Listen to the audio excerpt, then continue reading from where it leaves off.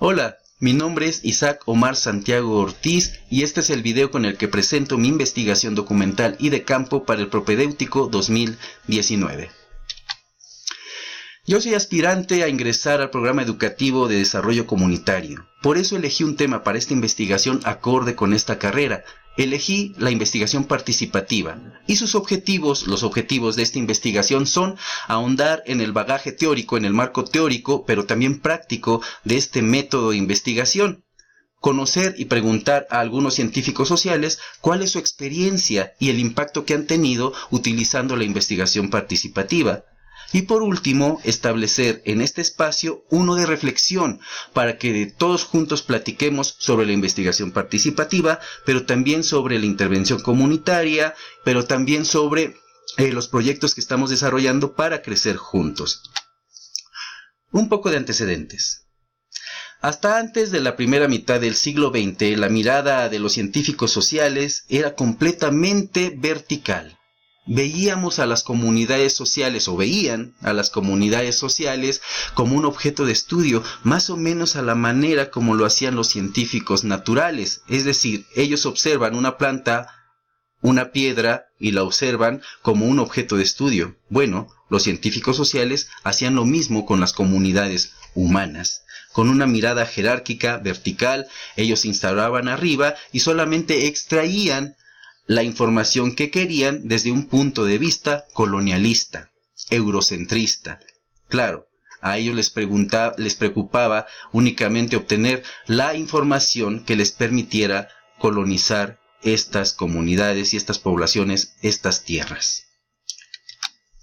Pero después de la Segunda Guerra Mundial, esta situación cambió. Las poblaciones humanas, sobre todo las más marginadas, se dieron cuenta que también podían participar en la historia del mundo, que también eran parte y eran agentes históricos. En ese periodo, en ese contexto, surgieron investigadores sociales que también se percataron de esta situación. Hubo algunos movimientos paradigmáticos, sobre todo en países del tercer mundo. Por ejemplo, tenemos el caso de Paulo Freire en el Brasil, con su pedagogía del oprimido.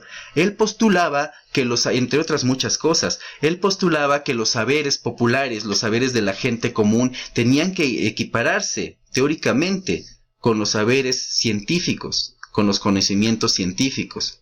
Es muy importante.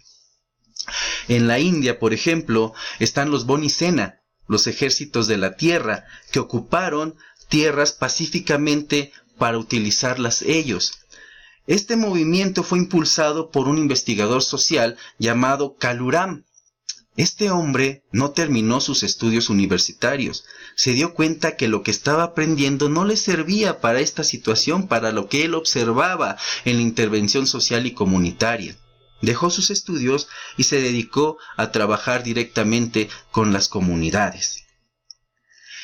Por último, está la rosca de investigación y acción participativa en Colombia, en la cual los científicos, los profesores salían de las universidades para irse con los campesinos, con los indígenas, a trabajar proyectos directamente con ellos.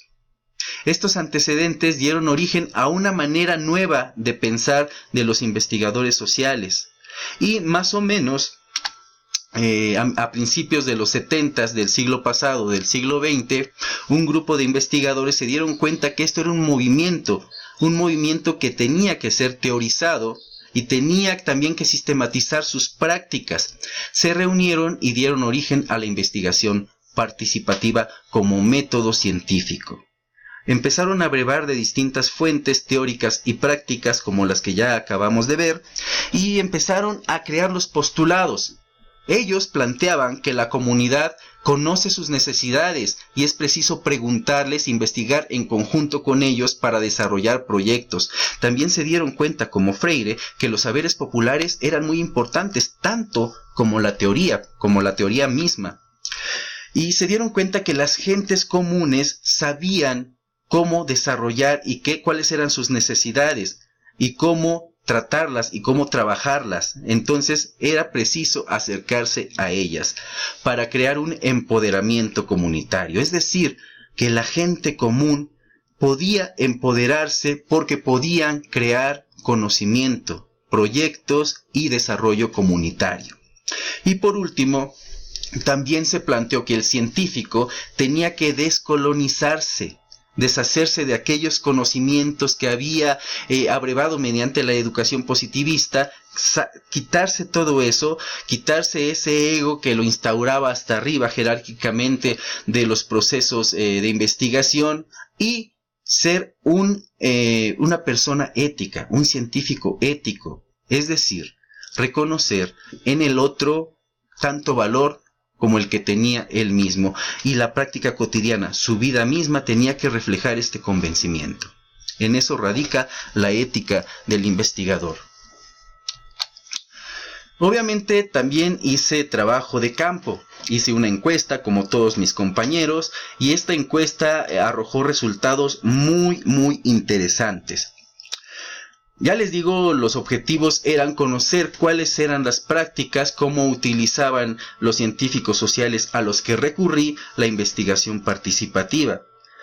Desde 1970 esa práctica de investigación, ese método se hizo muy popular y se puede decir que actualmente no hay proyecto que no utilice algunos de los métodos de la investigación participativa para lograr sus diagnósticos, siempre involucrando a las poblaciones y a las comunidades.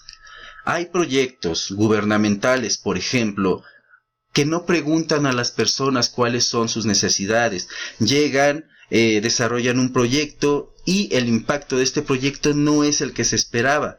Obviamente porque no le preguntas a las personas qué es lo que quieres, qué es lo que necesitas, qué es lo que esperas, y se provoca una pérdida de tiempo, una pérdida de oportunidades, de recursos, de presupuestos y el desencanto de las personas porque ese proyecto no les funcionó. En este caso se les preguntó a 10 científicos sociales cuál era su experiencia y el uso que tenían de la investigación participativa. Los resultados que arrojó esta pregunta fueron pues impactantes. Bueno, fueron los esperados porque ya se sabe que la investigación participativa es muy popular, pero se siente muy bonito ver cómo en la práctica la encuesta arroja o corrobora tu hipótesis inicial. Le pregunté a 10 investigadores sociales y 9 contestaron que la investigación participativa es determinante en su trabajo cotidiano, que lo utilizan todos los días y que el impacto logrado se debe en gran medida a que ellos hacen partícipe a la comunidad para sus diagnósticos y su investigación. 9 de cada 10. Por otro lado, la concepción que tienen estos científicos sociales con respecto a la comunidad, pues es acorde a los postulados de la investigación participativa. Los 10 dijeron que la comunidad tiene un papel preponderante en los proyectos. Claro, la mirada del investigador social, del científico social moderno, está sesgada ya. Ya está completamente educada en una nueva tradición investigativa, una nueva tradición teórica que tiene mucho que ver con la investigación participativa. Todos los encuestados opinaron que en su trabajo la comunidad es preponderante, determinante, es muy importante. El investigador cambia también, desde un punto de vista ético, cambia la mirada que tiene el investigador hacia sí mismo. Ahora no se considera como un ente jerárquico, como un ente colonizador, sino participante de un proceso conjunto. Claro, ahora tiene una mirada integradora, una mirada que integra la teoría con la práctica, el conocimiento científico con los saberes populares para crear conocimiento nuevo, desarrollar proyectos cuyo impacto involucra la participación de la comunidad. La mirada es nueva a partir de 1970 y es gustoso saber cómo estas prácticas, lo que esperábamos con esta investigación, realmente está ocurriendo en la realidad, por lo menos con estas 10 personas a las que le preguntamos. ¿Cuáles son las conclusiones de esta investigación? Bueno, La investigación participativa revolucionó la forma de hacer ciencias sociales a partir de 1970 y un poquito antes, digamos, a partir de la segunda mitad del siglo XX. La forma en que los científicos intervenían en las sociedades cambió a raíz de esta propuesta metodológica. Surge como un movimiento, como un método teórico y práctico. Claro, la investigación participativa no puede ser si no hay una práctica en comunidad. Los saberes populares son tan importantes como los saberes académicos. Este es un gran paso que empodera a las comunidades y que inició, entre otras personas, Paulo Freire con su pedagogía del oprimido. Los proyectos emanados de esta metodología confirman la capacidad comunitaria, por supuesto, la capacidad de la gente común para crear conocimiento, pero también para desarrollar sus comunidades. Esto es empoderamiento. Y por último, el investigador participativo es un investigador, un científico ético, que tiene que cambiar su forma de hacer ciencia, pero también su forma de vivir. Debe haber una consecuencia en la que él realmente viva los postulados que le dan origen como científico. De otra forma, pues esto fracasaría. Aquí tenemos una bibliografía que son los textos de los que yo obtuve la información teórica y también averigüé los casos prácticos. Es muy interesante. Aquí les dejo algunos de los textos consultados. Y después de esto solamente me hace falta decir algo muy importante. Muchas gracias. No dejen de visitar mi blog. Aquí está, ahí está, ahonda más la información, doy más detalles y es muy interesante porque tengo extractos de los textos consultados, lo cual es muy interesante.